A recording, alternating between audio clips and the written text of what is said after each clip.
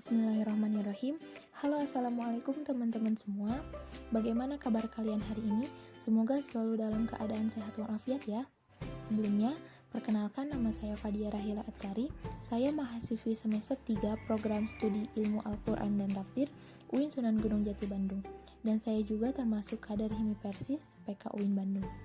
Oke teman-teman, insya Allah kali ini saya akan mereview sebuah buku yang memberikan motivasi bagi aku, kamu, dan kita sebagai anak muda untuk bisa berubah menjadi pribadi yang lebih baik lagi. Nah, teman-teman tahu nggak sih kalau ada satu buku yang membicarakan tentang rebahan? Nah, buku ini berjudul Kaum Rebahan Beri Perubahan. Wah, dari judulnya aja udah menarik dan pas banget nih untuk para kaum muda di zaman milenial. Buku ini disambut antusias loh oleh para anak muda, mengingat generasi sekarang itu sering dijuluki kaum rebahan. Nah, kehadiran buku Kaum Rebahan Beri Perubahan ini untuk mengajak kita semua mengubah hal-hal yang sederhana dalam hidup yang mungkin terasa kecil tapi bisa berdampak besar. Sebuah perubahan yang mungkin mudah tapi rupanya butuh usaha lebih untuk melakukannya. Nah, sebenarnya salah nggak sih rebahan? Tentu tidak salah ya teman-teman, yang penting tidak berlebihan. Memang sih yang saya rasakan di beberapa kesempatan, seperti kalau kita sedang capek atau penat, rebahan itu bisa membuat diri kita bisa fresh lagi gitu. Tapi rebahan yang dimaksud dalam buku ini bukan hanya tidur-tiduran, tapi lebih ke bagaimana cara kita, khususnya para anak muda, untuk bisa beralih nih dari yang biasanya rebahan aja jadi orang yang bisa membawa kebermanfaatan baik untuk diri sendiri maupun untuk orang lain. Oke, yang pertama saya akan membahas identitas penulisnya terlebih dahulu ya. Nah, buku ini ditulis oleh Muhammad Atiyatul Muqtadir atau biasa disapa Fatur atau Kak Fatur. Nah, jadi buku ini itu dicetak di Jakarta tahun 2020. Nah, jadi masih baru banget kan teman-teman. Buku yang diterbitkan oleh Bumi Anoma ini punya dua versi. Versi pertama dengan warna cover hijau tua dan versi yang kedua dengan cover berwarna kuning. Dari segi isi nggak ada yang beda kok, cuma di versi yang kedua ini ada extra chapter yang ada di bagian akhir bukunya. Nah, dalam buku ini penulis memberikan banyak motivasi bagi kaum muda yang akan menjadi penerus bangsa. Penulis memotivasi dengan banyak cara, seperti bercerita kisah inspirasi tokoh-tokoh hebat dari dalam maupun luar negeri, dan kisah nabi tentunya, dan mengulik buku-buku terkenal. Lalu di dalamnya diselipkan beberapa hadis dan ayat Al-Quran. Oke teman-teman, saya akan sedikit mengulas nih beberapa isi dari buku ini. Di dalam buku ini terdapat beberapa bagian, yaitu yang pertama bagian pembuka, menjelaskan tentang kaum rebahan. Seperti pertanyaan, salah nggak rebahan itu? Terus, bisa nggak sih kaum rebahan itu membawa perubahan yang jauh lebih baik? Lalu, selain mengenai kaum rebahan, di bab 1 juga menjelaskan kenapa sih kita harus berubah? Nah, dijelaskan di sini beberapa alasan yang dikemukakan oleh penulis, yaitu pikiran dan perasaan yang menjadi modal dalam melakukan perubahan, dan peran manusia sebagai fondasi peradaban dan tumpuan bangsa. Buku ini juga mengingatkan kita sebagai manusia yang akan bertanggung jawab di dunia dan akhirat. Jadi, tugas dan tujuan kita sebagai manusia adalah untuk menjadi makhluk yang dapat memakmurkan bumi ini. Wah, betapa besar sekali ya pengaruh kita untuk bangsa, bahkan tanggung jawab dunia akhirat. Kebayangkan kalau kita masih enak rebahan, sedangkan ada banyak sekali tugas dan tanggung jawab yang harus kita selesaikan. Dan tentu rebahan dan malas-malasan rasanya bukan cara yang tepat untuk menuntaskan peranan itu. Nah, menurut saya yang paling inti dari buku ini ada di bab kedua, yang mana di dalamnya menjelaskan starter pack atau langkah-langkah agar kita bisa menjadi kaum yang membawa perubahan. Ada 7 starter pack yang ditulis oleh Kak Fatur di buku ini ya. Nah, oke, saya akan sedikit membahas nih teman-teman. Yang pertama, membuat visi hidup. Kenapa sih visi harus jadi hal yang pertama di starter pack kaum perubahan? Nah, karena visi berfungsi sebagai pengarah langkah dan sikap kita. Visi juga membuat kita fokus dengan tujuan kita.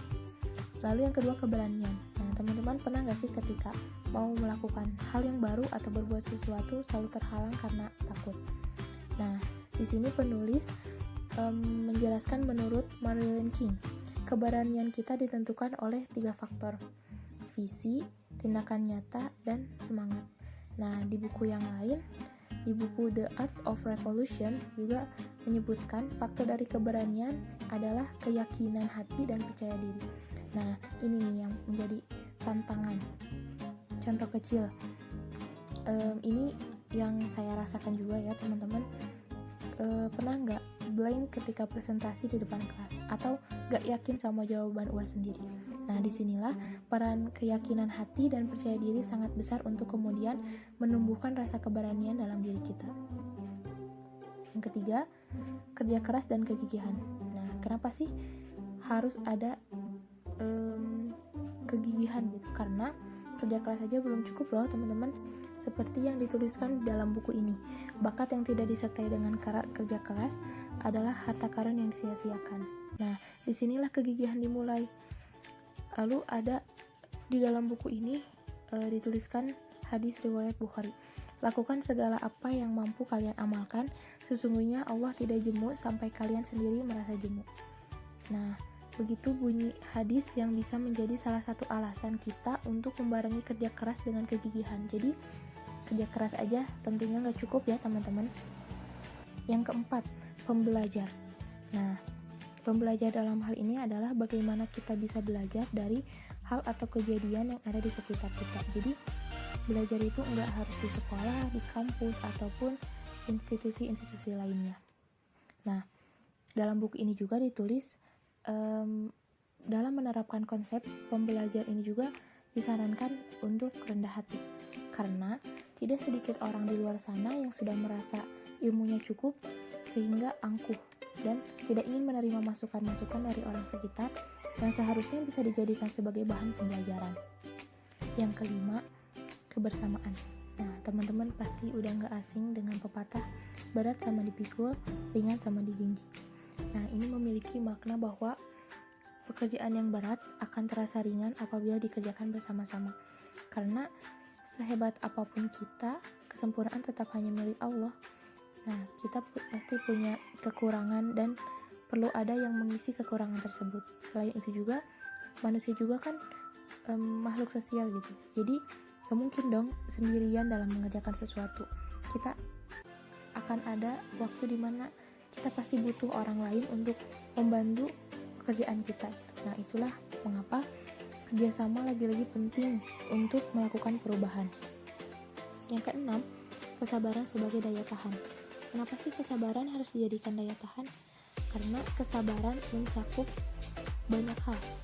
Sabar itu menahan jiwa dari sikap putus asa, marah, dan sedih. Lalu menahan lisan berkeluh kesah dan menahan jiwa dari amarah.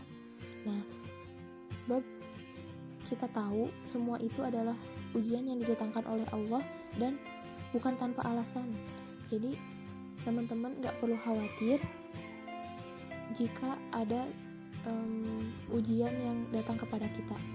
Kita syukuri saja, karena seperti pepatah, semakin tinggi pohon semakin kencang pula angin yang menerjang. Nah, tenang teman-teman, semua akan indah pada waktunya. Nah, yang ketujuh, strategi yang terakhir adalah keikhlasan. Di dalam buku ini dituliskan semua yang dari hati akan sampai ke hati. Nah, itulah mengapa dalam melakukan perubahan, kerja keras dan kegigihan juga harus disertai dengan keikhlasan. Karena semua orang mungkin bisa bekerja keras, tapi tak semua bisa bekerja ikhlas. Nah, itulah sedikit ulasan dari isi buku Kaum Rebahan Beri Perubahan. Gimana nih? Keren dan menginspirasi banget ya buku ini. Nah, teman-teman yang masih penasaran dengan isi dari buku ini bisa dibaca kembali ya, karena buku ini bagus dan cocok apalagi di masa pandemi sekarang yang membuat kaum muda sangat banyak menjadi kaum rebahan. Semoga kita bisa lebih produktif dan bisa bermanfaat bagi semua orang. Sebagaimana sabda Rasulullah, khairun nas anfa'uhum linnas. Sebaik-baik manusia adalah yang bermanfaat bagi orang lain.